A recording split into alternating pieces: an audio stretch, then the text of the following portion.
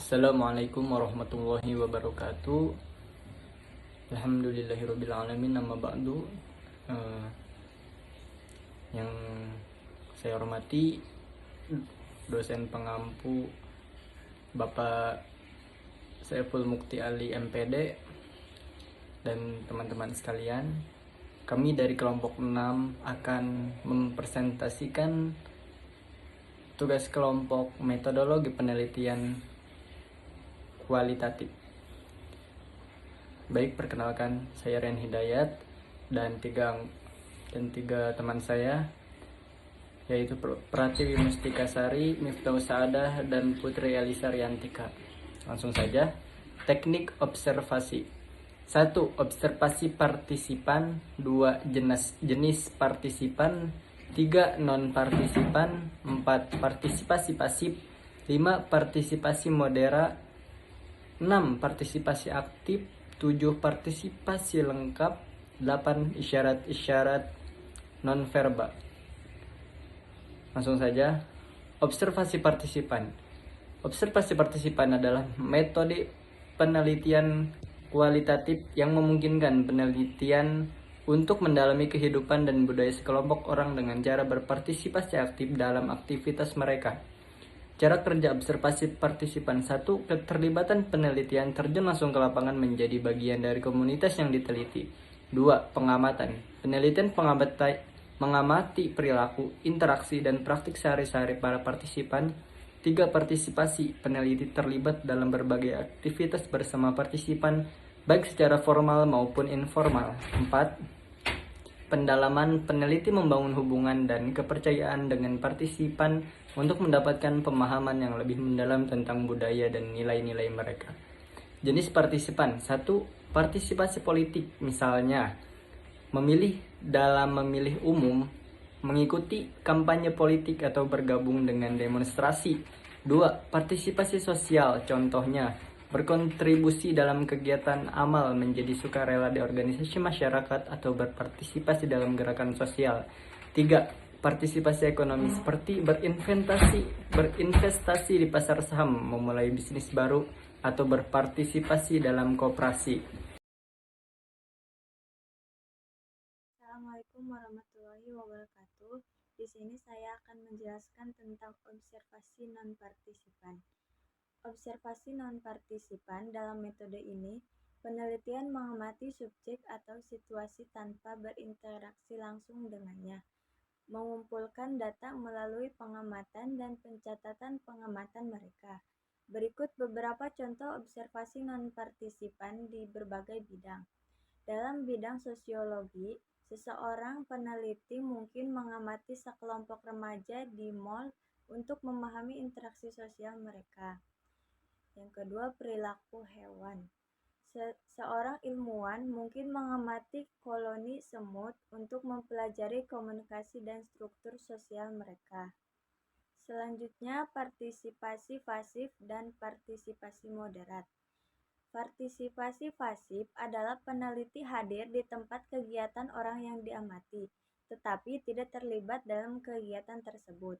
Peneliti bertindak sebagai pengamat dan mencatat apa yang mereka lihat dan dengar. Partisipasi moderat adalah peneliti terlibat dalam beberapa kegiatan, tetapi tidak sepenuhnya. Peneliti menyeimbangkan peran mereka sebagai peneliti dan partisipan. Sekian dari saya. Wassalamualaikum warahmatullahi wabarakatuh. Baik, untuk materi selanjutnya, saya Pratiwi Mustika Sari di sini akan menjelaskan tentang partisipasi aktif. Yang mana partisipasi aktif ini adalah keterlibatan aktif seseorang dalam suatu kegiatan ataupun proses, baik itu dalam konteks politik, sosial, ataupun lainnya. Nah, sebagai contoh, partisipasi aktif ini biasanya seperti seseorang itu pergi ke tempat pemungutan suara yang memberikan suaranya dalam pemilihan umum. Dan yang kedua adalah bergabung dalam diskusi, debat, atau isu-isu politik. Yang ketiga, mengikuti berbagai acara demonstrasi. Yang keempat, menjadi aktif dalam suatu organisasi. Dan yang kelima, dalam berpartisipasi ini, seseorang itu secara sukarela dalam mengikuti kegiatannya. Yang kedua adalah partisipasi lengkap, yang mana partisipasi lengkap ini merupakan suatu metode observasi partisipasi di mana penelitian ini tuh terlibat penuh dalam kegiatannya. Jadi seseorang ini aktif itu nggak setengah-setengah. Nah, contohnya adalah seseorang peneliti yang mempelajari budaya atau suku yang terpencil yang tinggal bersama di suku tersebut selama beberapa bulan. Yang kedua adalah seseorang peneliti yang mempelajari perilaku remaja yang bergabung dengan klub remaja dan berpartisipasi dalam kegiatan mereka. Terima kasih. Baik, untuk materi yang terakhir, saya Miftahus Saadah akan menjelaskan tentang isyarat-isyarat nonverbal. Komunikasi nonverbal merupakan bagian penting dalam observasi.